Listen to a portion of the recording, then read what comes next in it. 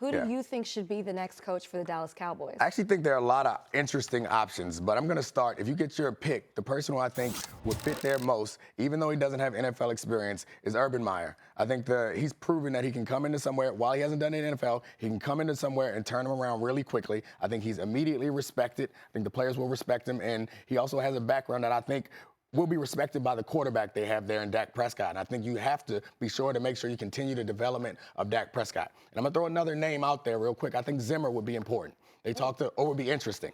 A lot of people have been saying that Jerry Jones is considered trading for Zimmer, or if he gets fired, then picking him up. I like him because he's not a guy who needs to be in the front. Jerry Jones can do all that talking. It may annoy Zimmer, but he's not going to be bothered by not getting enough screen time, so to speak. And he's a defensive guy, and that might allow them to keep Kellen Moore, who has put together one of the most efficient offenses that the Cowboys have had in history. So that's what I like. What about you, Bart?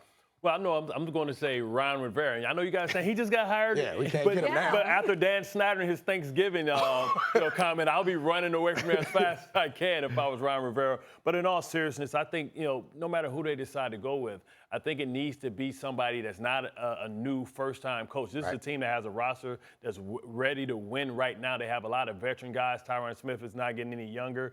Travis Frederick. They have guys in the prime of their career. They need somebody that has a proven track record. I like your idea about Zimmer, but I think maybe they should go in another direction. I think Mike McCarthy, somebody who has a resume as well, never had a losing record, somebody who can continue to develop Dak Prescott, because at times I think he can be inconsistent, and they need him. If they're going to give him $35, $40 million, 35% of your salary cap, then they're going to need him to become Russell Wilson once you lose some of that young talent. So I would go Mike McCarthy, but it's really about Jerry Jones stepping back.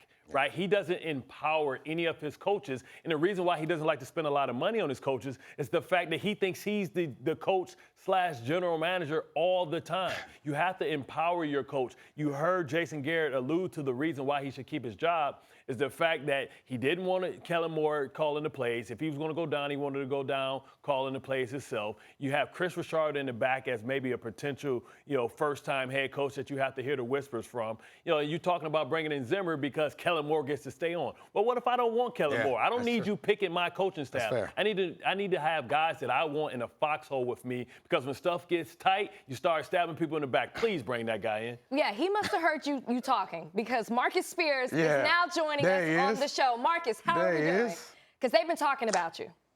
First of all, I heard that, so I'm not coming in here not ready for the smoke.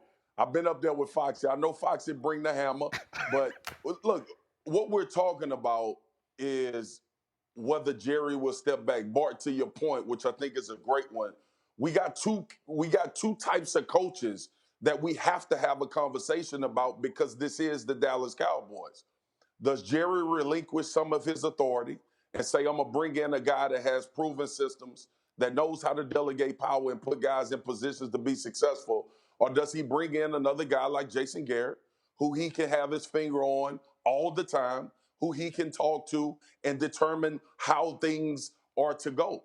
And look, this has not been the successful formula. When I played for the Dallas Cowboys, I came in, Bill Parcells was the head coach. You know damn well you ain't telling Bill Parcells what to do. And Jerry even then still pulled some moves that Bill wasn't too enamored with. And then came in Wade Phillips. We had a 13-3 year. We had an 11-5 year. It was because Wade, to Foxy's point, like Zimmer, Wade stayed away from the fray. He just did his coaching business. You giving us the get up take. You giving us a history of the Cowboys. Name the name. Who you think gonna be who do you think the best guy for the head coach? Because when you said that on Get Up, Bart's face went. Oh, he said Tony Dungy. Tony Dungy. Now, listen, first of all, Tony Dungy, me being around coaches that's in TV now, the most cushy job in the world is being that TV coach. But I just don't understand because, Tony Dungy, although he is respected, remember why he was let go when he was in Tampa. When he was in Tampa, because he couldn't get guys that had big personalities like Warren Sapp over the hump. right? You know, I can give you a suggestion. I mean, because I can go Bill Cowher too, but that doesn't work. I know he's not coming off the couch either. But if you want somebody with the demeanor and that gets the respect of a Tony Dungy, I'll give you Jim Caldwell, because Jim Caldwell never should have got fired from the Lions. Anytime you can operate in that dysfunctional organization, being from Detroit, then you deserve more credit than what you deserve, than what you get. But Jim Caldwell is somebody that can come in, have that same demeanor, the same leader of men, and a guy that should be coaching the NFL. Quick question. I'm so glad I'm out here with y'all. Quick question. What's the number one objective for the Cowboys, and what's the number one objective for Jerry Jones before he kicks the bucket? Win the Super Bowl. All right. Let me ask you this. When you look at Tony Dungy's track record, is Tony Dungy a winner or not? Yeah, he absolutely is. You give me Peyton Manning. That's like giving Phil all the credit for having Shaq and Kobe and Jordan and Pippen. Hold on, no. Bart, I understand what you're saying. Did he not hand John Gruden off a great team with a great roster? Super Bowl champion. Right. But it took John Gruden to get him over the hump. So, can he push? He has the same demeanor of Jason Garrett, too. A more reserved man. I understand he has a big stick.